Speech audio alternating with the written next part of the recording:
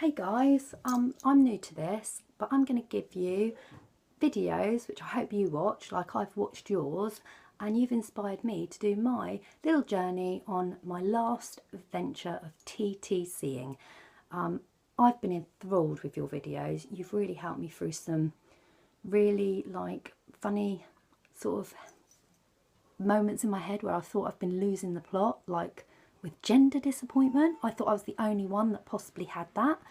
And also you've been great, like the 2-week wait, I never knew that happened with other people till I downloaded some clips, and it apparently goes on all the time. So I thought, brilliant, I'm going to let you have an insight into my journey. Okay, so I'm on pregnancy, hopefully number 5 eventually when I get there. I've got 4 beautiful babies.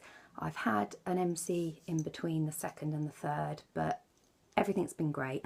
December I thought, right, we're going to go for the 5th. My husband's on board and I've been taking pre-pregnancy vitamins, cut out alcohol, been moderately exercising. Completely, we're both on board. We're going for the swaying girl gender diet just to try and even out. We've got one girl, 3 boys. So we're going to try for a girl. If we don't get it, we don't care, but we're just doing it for fun. Because as I said, my last pregnancy, I was convinced it was a girl and he was a boy. And I was so shocked because we did 11 wives' tales and they all came out girl, and I was just convinced. So anyhow, we thought, why not? Last pregnancy, let's give it a go. So we're going to do the calcium and magnesium diet, which is lots of greens, lots of seeds, lots of dark chocolate, lots of citrus fruits, lots of calcium, milk, yogurt, etc., and see if that helps. I've been on that sort of diet now since January. We're also doing the shettles theory, which is every other day the BD, and abstaining like at least 3 days before. And we're going to do the gender calendar, which is a calendar, if you don't know, that was found in an ancient tomb in China, 750 years old. It correlates your age and month of conception. You go down and either find a pink square or blue square, and apparently a lot of people use it. It's like, I think they said it's not accurate, it's for fun, but you know, hey, I'm going to do it because I believe in that. I've also had tarot card readings to say I'm definitely having a 5th baby, and it did say it was a girl. So I'm going to go for it this time because I've got nothing to lose and it is a bit of fun. And my husband's well up for it as well. So in place, we've got the diet, the shettles theory, and we've got the Chinese gender calendar. And I'm going to just tell you all about what I'm going through, really, hopefully not to bore you. So I have a 28-day cycle. My periods came back in October. They're a bit sporadical to start with, 30 days and 29 days. But by January, I was back into my 28-day cycle, which I've always had. And I am one of these people that I do have the mid ovulation pain. So on day 13, 14, I do have a little bit of side pain that alternates from month to month. So I know when my follicle egg is on the move. And I also do keep a note of my EWCM and my all sorts of CM, you know, just to make sure that everything's ticking away nicely. I've only used those ovulation strips once and I didn't find them too good, to be fair. I might have just had cheap ones, but I've just gone with my CM and how I feel. So January we started, and my husband and I, we only baby danced on 2 days. It was the 9th day and the 11th day. So I was not at all surprised when I didn't get pregnant. Also, we were both a bit stressed because I'd only just got my youngest of 18 months sleeping through, and I stopped breastfeeding then as well. So I wasn't surprised when I didn't conceive. A little bit, I suppose I was a bit disappointed, but wasn't too worried.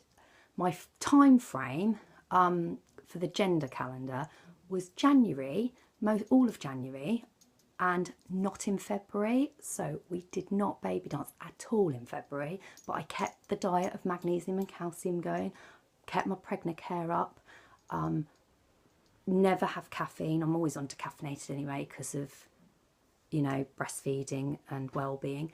I'm drinking tons of hot water and lemon, have been since December, and I put fresh root ginger in there, and my husband drinks that as well, so that's really, really good. So everything's going in the right direction. Plus, I'm a big fan of reflexology. I'm very spiritual, so reflexology, tarot card readings, all that homeopathy I love. You know, to chill out, nothing better than a nice bit of lavender oil. Really love all that. So I'm really trying to sleep well, relax and stay calm so that I don't get stressed. I don't want this to be the be all or end all. It will happen eventually, touch wood. I've had no trouble in the past conceiving, but I just want to enjoy this. So we're going to go for gender swaying, which, you know, some people don't agree with, but I think what's the harm? Not, you know, I'm not killing anyone. And you guys might find it interesting because I've definitely found your footage interesting and inspiring. Okay, so I've written down a bit. So yeah, I've done the decaf, the lemon and water, the no alcohol, the berries. I've had loads of berries and trying to stay off any salty foods. I love olives, but I've stopped eating those. And not starchy foods like potatoes and things. That promotes more a boy in the shettles sort of idea. I don't eat potatoes anyway, I'm more lentils. So all of the diet's in place. Now, shettles also says there's positions in the BD that you should do in the baby dance. Shallow is the best. So there's certain positions. I don't want to go into that because that's TMI, I think. But anyway, shallow position and also timing. And the sperm is a slower swimmer and a bigger survivor. So if you sort of refrain a few days before ovulation, they're meant to survive in the body 5 to 7 days sometimes. So anyhow, we tried in January, didn't work. February completely abstained. And we're in March now, and I'm in the 2WW, the 2-week wait at the moment. So I'm on day 25 of my cycle. 10 DPO. Okay, so yesterday I was 9 DPO and I did a pregnancy test and it was negative, and I wasn't surprised, a little bit disappointed, but I've bought some really cheap little pregnancy strips. I bought these things. They're only £1 for 3. I did one this morning with first morning wee and it was negative, but I'm on 10 DPO and I don't think I've shown up this early before. I think the earliest I tested was 2 days before my period. I'm very spotty at the moment, which is unusual for me. Tired, a bit irritable, and I have felt nauseous for on and off for a few days, but we've all come out from the other side of tummy bugs, so it could be that that's making me feel like that. So anyway, symptom-wise, not an awful lot. And negative tests, yes, I've done 2. One yesterday, which was negative, and